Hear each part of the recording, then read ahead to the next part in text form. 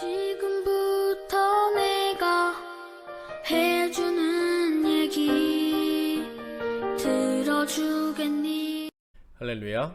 9월 3일 금요 기도회 자리에 나오신 여러분을 진심으로 환영하고 축복합니다.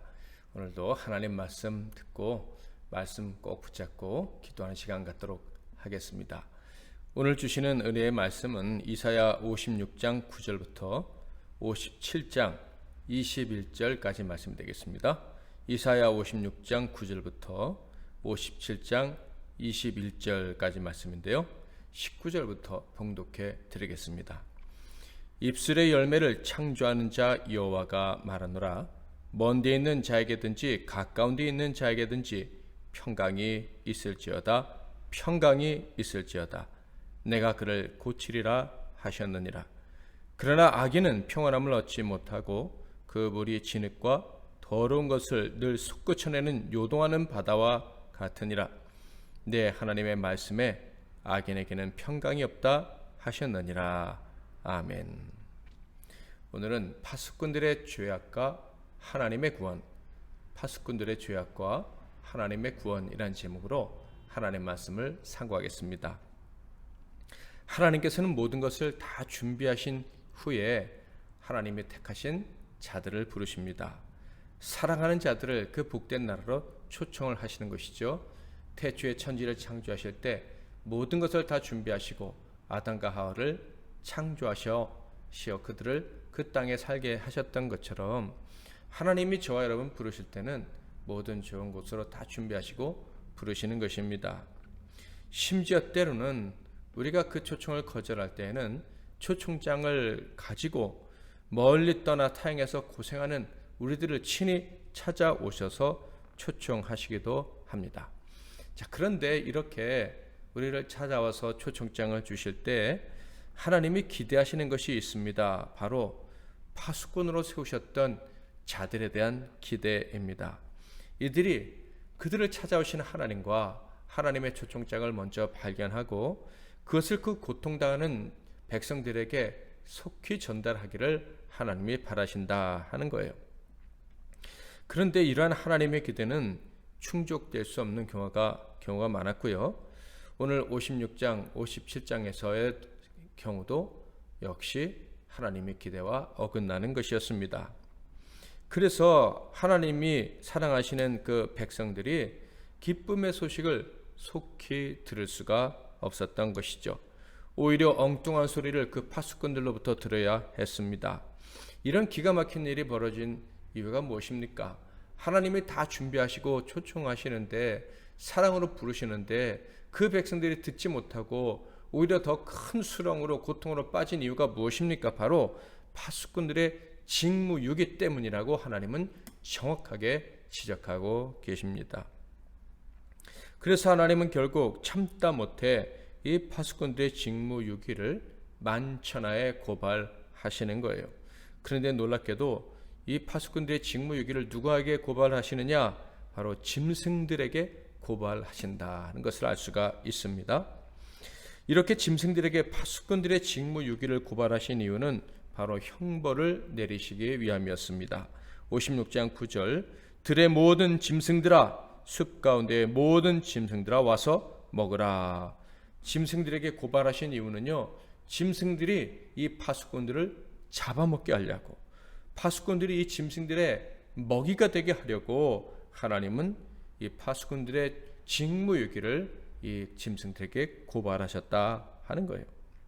게다가 이 파수꾼들은요, 직무를 감당하지 못하고 있었을 뿐만 아니라 완전 무방비 상태에 있었기 때문에 이 짐승들이 잡아먹기가 참 좋았습니다. 다음 구절은 이스라엘의 파수꾼들의 상태가 얼마나 심각한지 잘 설명해 줍니다. 56장 10절 이스라엘의 파수꾼들은 맹인이요 다 무지하며 벙어리 개들이라. 짖지 못하며 다 꿈꾸는 자들이요 누워있는 자들이요 잠자기를 좋아하는 자들이니. 하나님은 그들이 맹인이며 짖지 못하는 개와 같다고 하셨습니다. 또 누워 자기를 좋아해서 꿈꾸는 자들이다 라고도 말씀을 하십니다. 파수꾼은요 절대 꿈꾸는 자가 될 수가 없어요. 잠을 자면 안 되니까. 파수꾼이 잠자기를 좋아하면 나라는 적은 누가 지킵니까? 적으로부터 나라는 누가 지킵니까? 그러니까 파수꾼은 꿈꾸는 자가 될 수가 없는 거예요. 상황이 이렇습니다. 파수꾼들이 잠을 자고 꿈을 꿉니다. 그러니 어찌 파수꾼들이 자기의 직분을 온전히 감당할 수가 있겠습니까?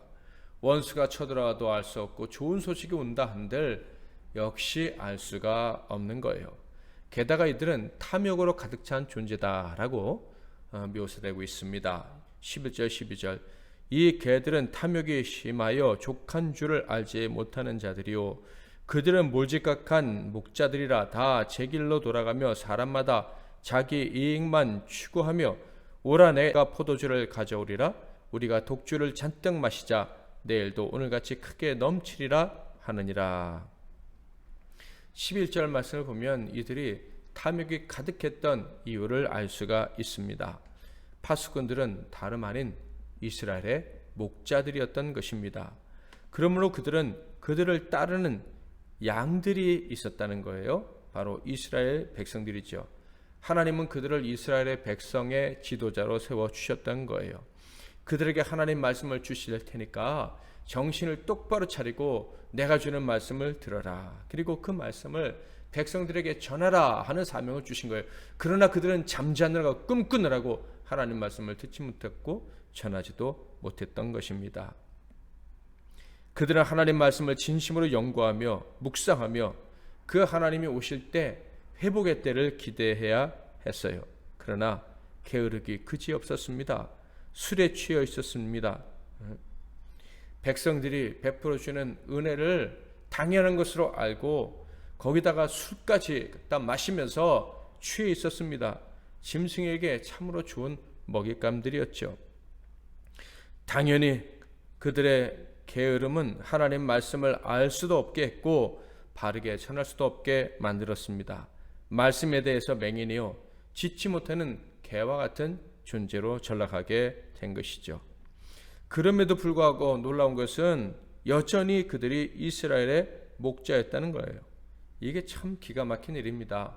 여러분, 오늘날도 말씀을 제대로 전하지 않는 목사님들도 계실 수 있겠죠. 그런데 계속 목사다? 얼마나 기가 막힌 일입니까? 그 성도들은 얼마나 불행한 자들입니까?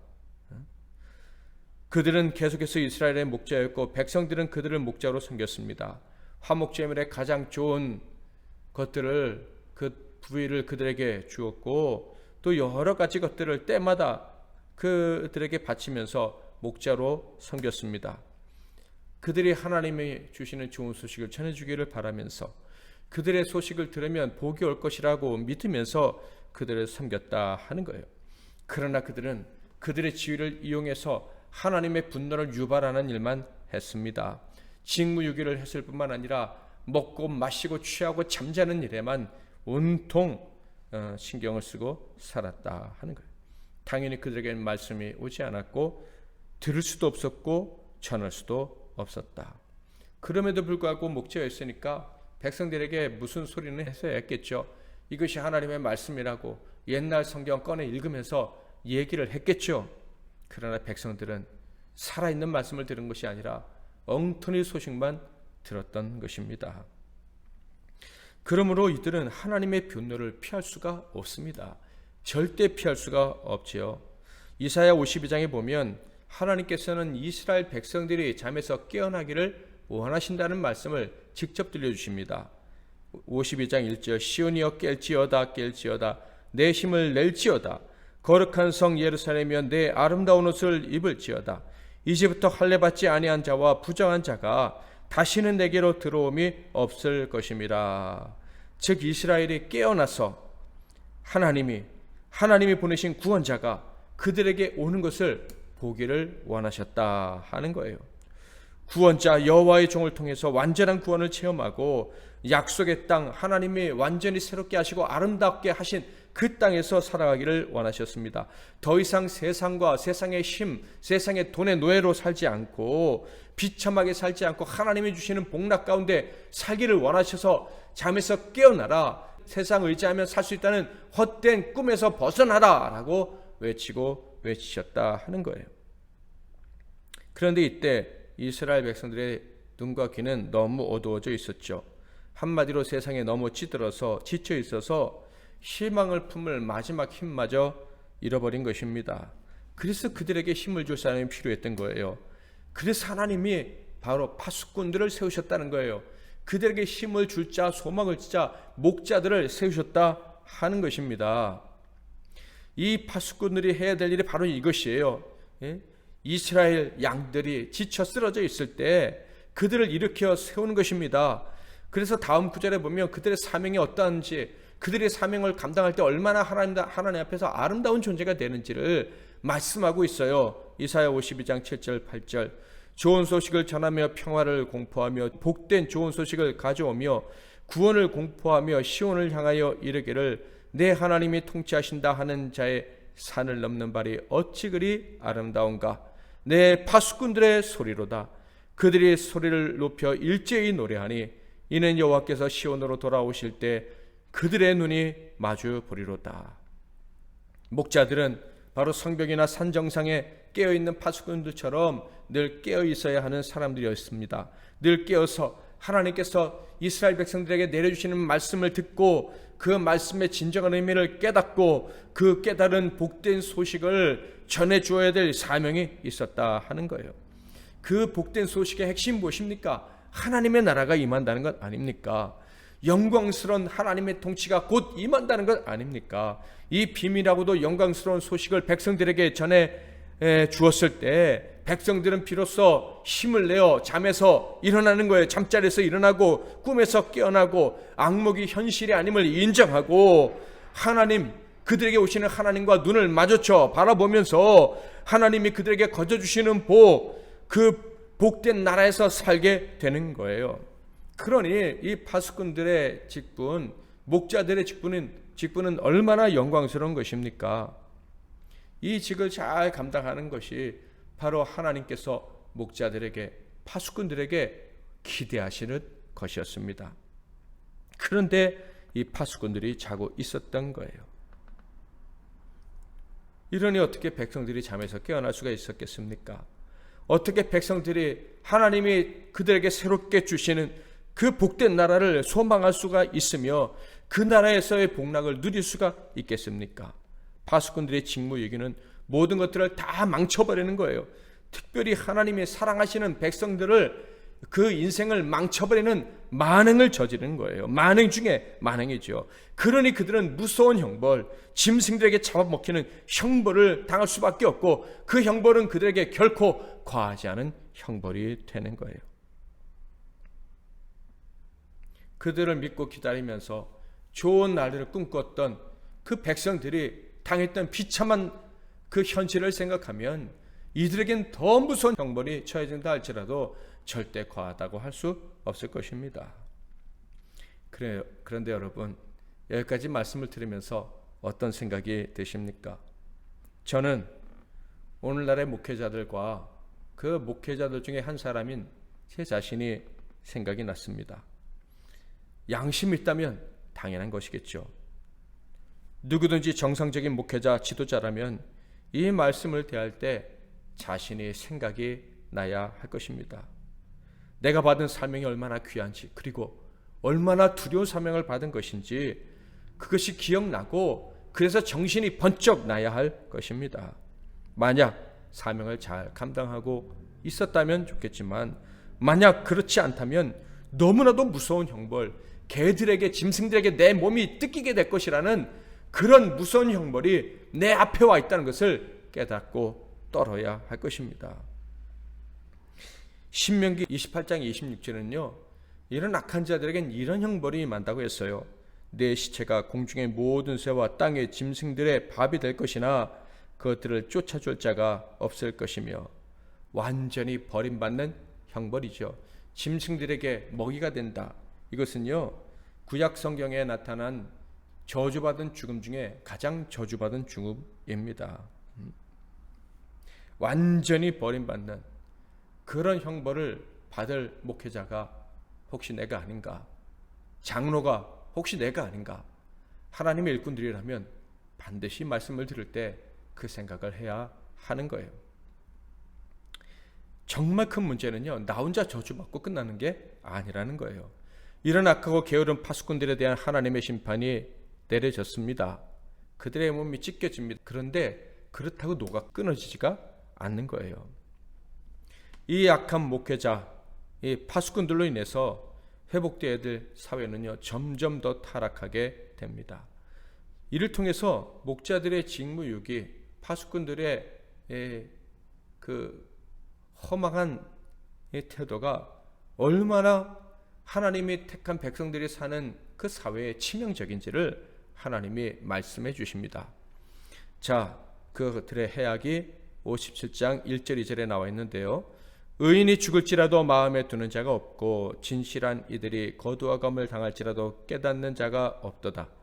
의인들은 악한 자들 앞에서 불리어 가도다. 그들은 평안에 들어간다니 바른 길로 가는 자들은 그들의 침상에서 편히 쉬리라. 목자들이 직무유기했을 때 세상이요, 의인을 알아보지 못한다는 거예요. 진실한 자를 알아보지 못한다는 것입니다.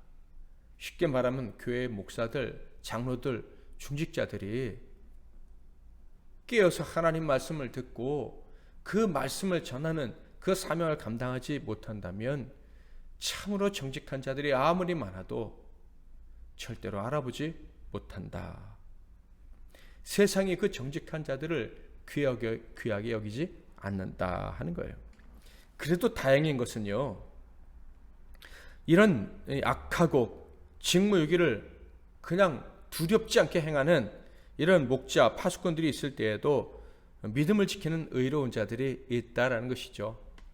아무리 알아주지 않아도 정직하게 사는 사람들이 있다라는 것입니다. 얼마나 큰 소망이 되는지 모릅니다. 반면교육, 그러니까 반대된 모습을 보면서 절대로 나는 저렇게 살지 말아야지 하는 그런 특별하게 바른 생각을 가진 사람들이 있다라는 거예요. 이것이 감사해요. 또한 감사한 것은요, 이렇게 사람들이 알아주지 않는 의인이지만 이 악한 시대에 이 의인으로 살다가 죽는 것은 어떻게 보면 굉장히 외롭고 힘든 일인 것 같지만 이들이 죽어갈 때 절대 평안함을 잃지 않는다라는 것입니다. 가뭄의 단비 같은 말씀 아닙니까? 아무리 세상이, 특히 목사, 교회 지도자들이 타락했을 때에도 7천의 의인은 하나님이 남겨주실 뿐만 아니라 그들은 절대 평안을 잃어버리지 않는다. 할렐루야. 이런 복이 저와 여러분에게 이미 임한 줄 믿습니다. 자, 그런데 이런 정말 소수의 의인들은 악한 목자들로 인해서 참신함과 평안을 잃지 않지만 대부분의 사람들은 어떻게 될까요? 다 타락하고 맙니다. 당연히 의인도 알아보지 못하고요, 거짓된 자를 의인으로 착각합니다. 그래서 세상에 우상숭배가 만연하게 되는 거예요. 교회도 거짓, 잘못된, 충성되지 못한 목자들이 있으면요, 하나님 말씀보다 헛된 것들에 마음을 빼앗기고요, 돈과 명예는 물론이거니와 신비주의, 헛된 것들에 그냥 마음을 빼앗기고 이리 갔다가 저리 갔다가 하는 사람들이 얼마나 많은지 모릅니다. 안타까운 일이죠. 그 우상숭배가 얼마나 비참한 것인지 3절부터 13절까지 하나님이 말씀하시는데요, 3절과 4절에는요 우상숭배자들을 부르시는데 그 호칭만으로도 그 우상숭배의 악이 얼마나 큰지 충분히 짐작할 수가 있습니다. 무당의 자식, 간음자와 음녀의 자식들아, 너희는 가까이 오라. 너희가 누구를 희롱하느냐? 누구를 향하여 입을 크게 벌리며 혀를 내미느냐? 너희는 폐역의 자식, 거짓의 후손이 아니냐. 얼마나 비참한지 상상해 가시죠? 이것이 목자들, 파수꾼들의 죄악으로부터 시작이 됐다. 이들의 극악무도한 죄악은요 5절부터 10절까지 계속 기록되어 있습니다. 온갖 음란한 죄악과 인신공양까지 서슴지 않았다 하는 것을 성경이 기록하고 있어요. 게다가 이렇게 지옥에 떨어질 수밖에 없는 무서운 죄악을 범하면서도 그들은 피곤해하지 않았다라는 말씀도 기록되어져 있어요. 정말 악한 사람들을 볼 때 놀라운 게 있죠. 악을 행하는 데 있어서만큼은 피곤해하지 않는다는 거예요. 너무 부지런하다는 거예요. 의로운 자들은 의를 행할 때 주뼛거릴 때가 있어요. 피곤해하기도 합니다. 그런데 진짜 악인은요, 악을 행할 때 주저함이 없어요. 따라가기 힘들 정도로 부지런하다 하는 거예요. 귀신 들린 자를 보신 적이 있습니까? 상상할 수 없는 힘이 나오잖아요. 하나님의 말씀을 듣지 못하고 거부하며 우상 숭배하는 자들 역시 마귀의 힘으로 살아가기 때문에 정말 부지런하게 악을 행합니다. 자, 그러나 이 악한 자들은요, 결국 비참한 종말을 맞이할 수밖에 없죠. 그들은 하나님을 대적하며 살아가는 자들이기 때문에 그렇습니다. 12절 13절 내 공의를 내가 보이리라. 내가 행한 일이 내게 무익하니라. 내가 부르짖을 때에 내가 모은 우상들에게 너를 구원하게 하라. 그것들은 다 바람에 날려가겠고 기운에 불려갈 것이로되 나를 의뢰하는 자는 땅을 차지하겠고 나의 거룩한 산을 기업으로 얻으리라. 우상 숭배자들은 비참한 종말을 맞이하게 될 것이다. 그들이 맺었다고 생각하는 열매들은 다 헛된 것, 험한 것으로 전락하게 될 것이고 그들이 지키려고 했던 모든 좋은 것들은 다 하나님의 거룩한 자들의 소유가 될 것이다 라고 말씀을 하십니다. 그러니까 악을 행한 자들이 주머니에 보석을 좀 더 채웠다고, 통장에 돈을 좀 넣었다고 기뻐할 거 하나 없습니다. 결국 다 빼앗겨서 선한 자들, 하나님의 백성들에게 다 갖다 바치게 될 것이기 때문에 그래요. 애굽의 모든 재물이 이스라엘 백성들에게 왔듯이 악한 자들은 아무리 악한 열심으로 자기 배를 채워도 결국 그 뱃속에 있는 거 하나도 남지 않고 다 토해 버리게 될 것입니다.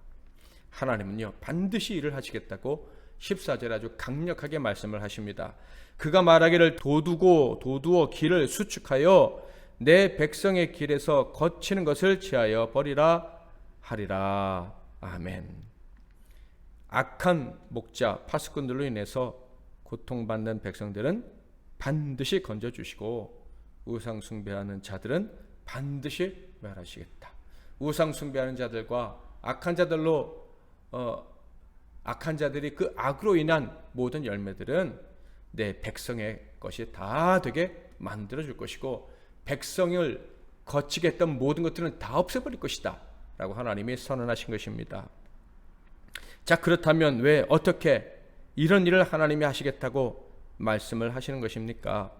왜 악한 자들이 그 부지런한 악으로 차지했다고 생각했던 것들을 택자들에게 다 돌려주시고 그 파수꾼들이 자기의 일들을 온전히 감당하지 못해서 세상의 우상 숭배가 가득했음에도 불구하고 하나님이 택하신 자들에게 복을 주시겠다고 말씀하십니까? 그것은 하나님의 사랑 때문이죠. 낳으시고 택하시고 사랑하시는 자들을 결국 초청하실 수밖에 없는 하나님의 사랑 때문입니다. 비록 목자로 세워졌던 자들 파수꾼들은 사명을 감당하지 못했습니다.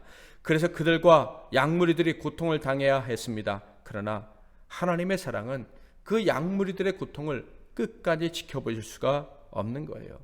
그 정직을 소원하고 의로운 삶을 살기를 원하는 자들의 고통을 끝까지 외면하실 수가 없는 거예요. 그래서 친히 목자가 되시기로 하신 거예요. 다윗이 여호와는 나의 목자시니 내게 부족함이 없으리로다 말씀했던 것처럼 하나님이 친히 목자가 되셔서 구해주시기로 하신 거예요. 친히 목자가 되어서 구해주지 않으신다면 백성들을 결코 악에서 저주에서 건지실 수 없다고 판단하셨기 때문입니다. 하나님이 친히 구원하시기로 작정하시고 일을 시작하십니다. 그것이 무엇입니까? 예수가 이 땅에 오셔서 친히 목자가 되셔서 우리를 구원하신 것 아닙니까? 이사야서에서는 바로 하나님이 그렇게 친히 구원하실 것을 미리 예언해 주신 거예요. 비록 목자들에게 제대로 된 소식을 듣지 못했지만 하나님을 사랑하는 자들은 있었습니다. 그들은 자신의 죄악을 미워하고 하나님께 돌아가기를 갈망하고 있었습니다. 그래서 하나님은요, 친히 오셔서 그들의 목자가 되어 주신 거예요. 거짓 목자들 때문에 어쩔 수 없이 지었던 모든 죄악들을 다 용서해 주셨습니다. 동료들이 우상 숭배할 때 안타까워하면서 하나님 앞에 기도했던 그들의 모든 죄악도 하나님이 용서해 주셨습니다. 정말로 하나님께 은혜 받기를 원하는 자들은요, 악한 파수꾼이 있을 때에도 겸손히 하나님께 은혜를 구하되 회개하면서 하나님께 은혜를 구하는 거예요. 그러면 결국 하나님이 목자가 되셔서 그들을 구해 주시죠. 15절 지극히 존귀하며 영원히 거하시며 거룩하다 이름하는 이가 이와 같이 말씀하시되 내가 높고 거룩한 곳에 있으며 또한 통회하고 마음이 겸손한 자와 함께 있나니 이는 겸손한 자의 영을 소생시키며 통회하는 자의 마음을 소생시키려 함이라. 여기서 우리는 분명한 것을 한 가지 알 수가 있어요. 하나님이 이 파수꾼들이 엉터리 같아도 결국 구원하시는 이유 중에 하나가 겸손하게 마음을 통회하며 하나님을 구하는 자가 있었기 때문이다라는 거예요. 하나님은 사랑이십니다. 그래서 하나님을 사모하는 자들의 마음, 정직하게 살고 싶은 자들의 마음을 외면하실 수가 없습니다. 자신의 부정을 자복하고 통회하며 겸손하게 하나님 앞에 서려고 하는 자들을 반드시 소생시키실 수밖에 없어요. 다시 살게 하시는 거예요. 다윗처럼 그 영혼이 다시 사는 기쁨을 반드시 허락해 주신다 하는 것입니다. 또한 하나님은 사랑이시기 때문에 사랑하는 자들과 오랜 갈등을 원치 않으십니다. 우리는 사랑하는 자와 갈등할 때 괜한 고집 부리면서 갈등의 시간을 길게 끌고 갈 때가 있습니다. 그러나 우리 하나님은 그렇게 오래 끌고 가시는 분이 아니에요. 속히 회복시켜 주시되 우리가 회복되기만 원한다면 고집만 꺾는다면 하나님은 고집을 꺾을 준비가 다 돼 있으신 분이에요. 16절 내가 영원히 다투지 아니하며 내가 끊임없이 노하지 아니할 것은 내가 지금 그의 영과 혼이 내 앞에서 피곤할까 함이라. 하나님은요 영원히 갈등하지 않으십니다. 그래서 택하신 자들 그들이 나쁜 목자로 인해서 잘못된 길을 가거나 혹은 자신도 모르는 사이에 스스로 잘못된 길을 선택해서 갈 때 속히 고쳐주시려고 애쓰시는 거예요. 17절 18절 그의 탐심의 죄악으로 말미암아 내가 노하여 그를 졌으며 또 내 얼굴을 가리고 노하였으나 그가 아직도 배역하여 자기 마음의 길로 걸어가도다. 내가 그의 길을 벗은즉 그를 고쳐줄 것이라. 그를 인도하며 그와 그를 슬퍼하는 자들에게 위로를 다시 얻게 하리라. 사랑하는 성도 여러분, 아무리 강조해도 지나지 않는 말, 하나님은 사랑이십니다. 저와 여러분을 사랑하십니다.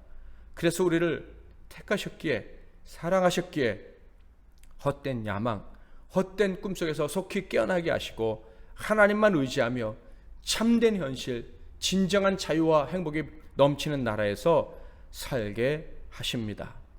만약에 이것을 막는 자, 이것을 방해하는 자가 있다면 그는 심판을 받게 될 것입니다. 이런 놀라운 은혜를 주신 하나님께 감사와 찬송과 영광을 올려드립니다. 저와 여러분은 놀랍게도 하나님의 부르심에 응답을 했습니다. 감사하며 우리 역시도 하나님이 범사에 우리 삶의 주인이 되어달라고 초청하며 살아가고 있습니다. 내 뜻대로 마옵시고 아버지의 뜻대로 되기를 원하나이다 라면서 간구하는 사람들이 바로 저와 여러분이다 하는 거예요. 그러므로 우리에게는 놀라운 것이 약속되어 있습니다. 바로 평강입니다. 평온한 가운데 살아가는 삶, 이것이 하나님이 우리에게 주신 약속이다. 아무도 우리를 정직하다 의롭다 하지 않아도 절대 평강을 잃어버리지 않고 당당하게 살다가 천국에 들어가게 하는 삶, 이것이 약속되어 있다 하는 거예요. 폭풍 속에서도 고물을 베고 평안히 주무셨던 주님처럼 우리는 그렇게 두려움 없이 살다가 천국에 들어가는 자들이다 하는 거예요. 19절부터 21절 볼까요? 입술의 열매를 창조하는 자 여호와가 말하노라. 먼 데 있는 자에게든지 가까운 데 있는 자에게든지 평강이 있을지어다. 평강이 있을지어다. 내가 그를 고치리라 하셨느니라. 그러나 악인은 평안함을 얻지 못하고 그 물이 진흙과 더러운 것을 늘 솟구쳐내는 요동하는 바다와 같으리라. 내 하나님의 말씀에 악인에게는 평강이 없다 하셨느니라. 아멘. 저는 믿습니다. 우리는 부르심을 받았고 그 부르심에 응답한 우리 모두는 우리 MBC 나눔교회 성도들에게는 평생토록 평강의 평강이 더하여질 것을 믿습니다. 물론 우리가 이렇게 살아갈 때 여전히 진리를 거부하고 진리를 알고 싶어 하지도 않고 우리의 정직을 외면한 자가 나타날 것입니다. 심지어 우리를 거절하면서도 우리는 하나님을 사랑하고 진리를 사랑하며 말씀을 사랑하고 신앙생활 열심히 한다, 내 인생의 신앙생활이 가장 중요한다 라고 말할지도 모릅니다. 그렇게 말하면서 파수꾼의 직분, 목자의 직분을 악용하고 여전히 직과 지혜만을 탐내고, 그래서 자신들은 짐승의 먹이요 잠자는 자들이요 백성들을 우상숭배로 이끄는 자일 뿐이라고 증명하며 살아갈지도 모릅니다. 이것이 안타깝게도 오늘날 우리의 현실이죠. 자, 그럼에도 불구하고 바로 우리는 평강을 빼앗기지 않을 것입니다. 그리고 이때를 위해서 우리가 왔다는 사실을 깨닫고 기뻐하게 될 것입니다. 언제나 하나님이 우리를 파수꾼으로 세우셨다는 사실을 기억하며 살기를 축복합니다. 말씀에 깨어있고 주님의 교회에 참된 일꾼이 되어 잠자는 자들과 우상숭배자들을 건져내는 일에 앞장서는 저와 여러분이 되기를 바랍니다. 오직 하나님만, 하나님의 영광만을 꿈꾸는 신자가 되라고 우리의 주변에 속고 사는 신자들을 깨어낼 수 있기를 바라고 잠자는 자들을 다 주님 앞으로 불러낼 수 있기를 바랍니다. 세상에 하나님만이 주시는 평안만이 진정한 평안이라는 것을 증명하며 살아가는 저와 여러분, 그리고 우리 MBC 나는 교회가 되기를 주님의 이름으로 축복합니다. 복음 들고 산을 넘는 자들의 발길 찬양하고 기도하겠습니다. 복음 들고 산을 넘는 자들의 발길 아름답도다.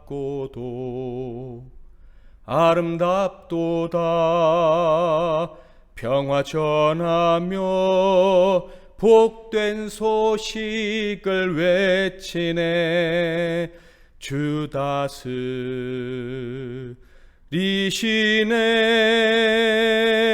주 다스리시네.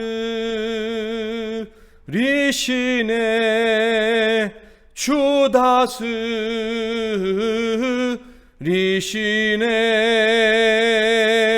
주 다스리시네.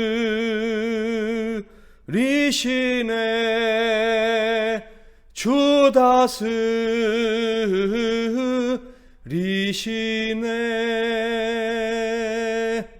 아멘. 말씀 붙잡고 기도하시고 편안한 밤 되십시오. 제가 먼저 잠깐 기도하겠습니다. 하나님 아버지, 저희들을 파수꾼으로 세워주시니 감사합니다. 오늘도 깨어서 하나님 말씀을 듣고 이 생명의 말씀으로 살 수 있음을 오늘도 확신하며, 또 이 말씀을 어떻게 하면 많은 사람들에게 전할까 거룩한 꿈을 꾸면서 하나님의 도움을 구하는 시간 갖게 해주시니 감사합니다.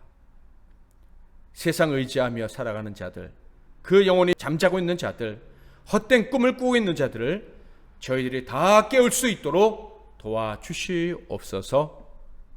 평생 이 사명을 기억하고 살아가는 날 동안 평강과 평온이 끊이지 않는 그런 복된 삶 살게 해주실 줄 믿고 우리 주 예수 그리스도의 이름으로 기도하옵나이다. 아멘.